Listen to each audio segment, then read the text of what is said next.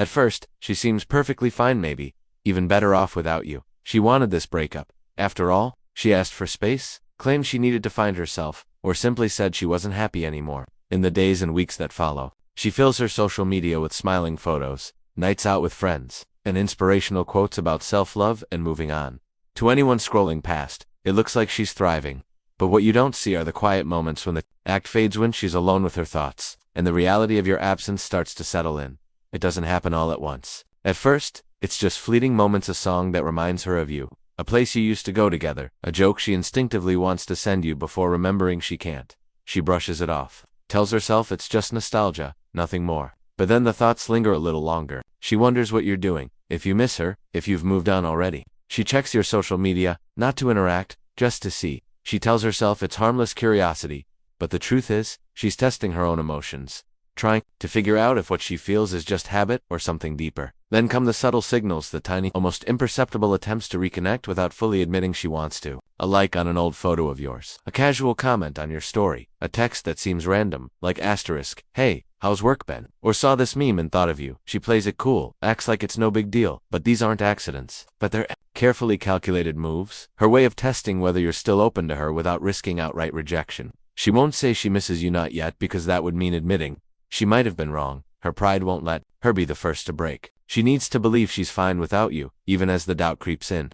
She watches for your reactions, how quickly you respond, the tone of your messages, whether you seem indifferent or interested. If you're too eager, she'll pull back, reassured that she still has power over you. But if you're calm, distant, unbothered, that's when the real questions start. Asterisk, is he really over me? Did he move on? That is, the more you seem unaffected, the more she wonders if she underestimated what she walked away from. And then there are the nights when the distractions fade, when she's lying in bed, staring at the ceiling, replaying memories she thought she'd buried. Not just the fights or the reasons she left, but the good moments, the ones she took for granted, the way you made her feel safe, the way you understood her in ways no one else did, the little things she didn't realize she'd miss until they were gone. That's when regret begins, not as some dramatic breakdown, but as a quiet, creeping realization that maybe, just maybe, she let go of something real. But she won't say it out loud, not yet, because admitting regret means admitting she made a mistake, and that's a blow to her pride she's not ready to take. So she waits, she watches, she wonders, and all the while, your silence speaks louder than any words ever could. The first time she reaches out after the breakup, it won't be with emotion. She won't pour her heart out or admit she's been missing you.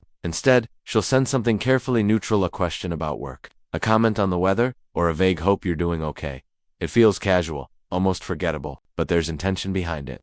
She's not just making conversation, she's testing the waters, probing to see if you're still responsive, still open to her. Her pride won't let her be vulnerable, so she hides behind safe topics, giving herself an easy exit if you respond with indifference. What most men miss is that her detachment isn't real, it's armor. Every bland message, every interaction is a shield against rejection. She's afraid not just of you saying no, but of realizing she might have lost you for good. So she plays it cool, keeping the conversation light, never letting it slip that she's been thinking about you. But beneath the casual tone, she's analyzing everything, how quickly you reply, the energy in your words, whether you seem eager or indifferent. If you respond too fast or with too much enthusiasm, she'll assume you're still hooked, and her interest will fade. But if you mirror her calm distance, that's when the doubt creeps in. Asterisk, is he really over me? Asterisk, these exchanges aren't about the words, they're about the subtext. She's trying to figure out if your silence is a sign of moving on, or just a strategic pause. The more you resist the urge to chase, the more she's forced to confront the reality of your absence. And that's when the dynamic shifts. The woman who once walked away starts questioning her own decision, not because you begged her to stay, but because you didn't. At first, she assumes you'll come back. Most men do, apologizing, pleading, trying to negotiate their way into her life again. But when weeks pass and your silence remains unbroken, something shifts. The confidence she had in your predictable patterns starts to crack. She checks her phone less often, not because she's moved on, but because the absence of your name in her notifications becomes a quiet, gnawing discomfort. The world she built without you starts feeling emptier than she expected. Little things trigger memories: a coffee shop you frequented, a song you played in the car, the way someone else laughs that sounds almost like yours used to. What she doesn't realize is that your absence has become a mirror, forcing her to confront truths she'd been avoiding. When you're not there to fill the space with attention or arguments, she's left alone with the reality of what she walked away from. The minor annoyances that seemed so big during the relationship fade, and what's left are the moments that actually mattered: the way you listened when she was upset, the safety she felt waking up beside you, the inside jokes that don't land with anyone else. The longer you stay gone, the more your silence speaks. Not in anger, not in punishment, but in quiet self-respect. And that's what unsettles her most. You're not proving anything to her. You're simply living as if her choice mattered. And in that living, you become someone she recognizes less and less, not the person she left, but someone who might have truly moved on.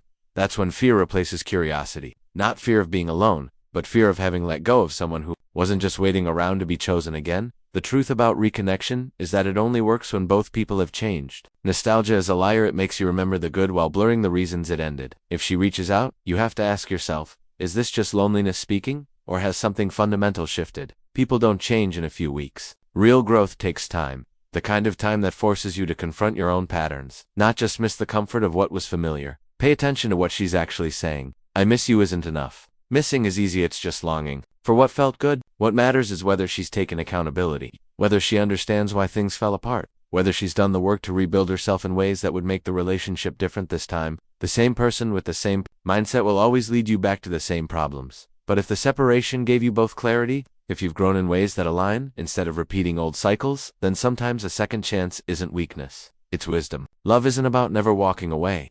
It's about knowing when walking back is worth it. The key is to move forward, not backward. Don't resurrect the old relationship. Build something new, with the lessons you've earned. Anything less is just repeating history with the same ending.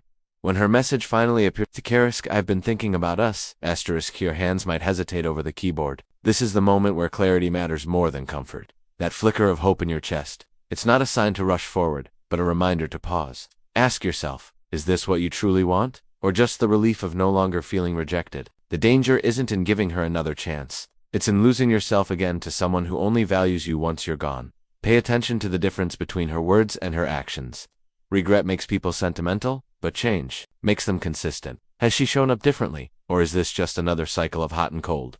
The man you've become during this time apart deserves more than half-hearted breadcrumbs. You've learned to breathe on your own. Again, don't trade that hard-won piece for the anxiety of wondering when she'll pull away next. This isn't about playing games or punishing her. It's about recognizing that real love shouldn't leave you questioning your worth. If reconciliation happens, let it be because you both choose each other with clear eyes, not because loneliness or nostalgia blurred the truth. The strongest stance isn't rejection or desperation. It's the quiet confidence to walk away if the connection no longer serves who you're becoming. Some reunions are meant to happen, but others exist only to teach you what you should have never accepted in the first place.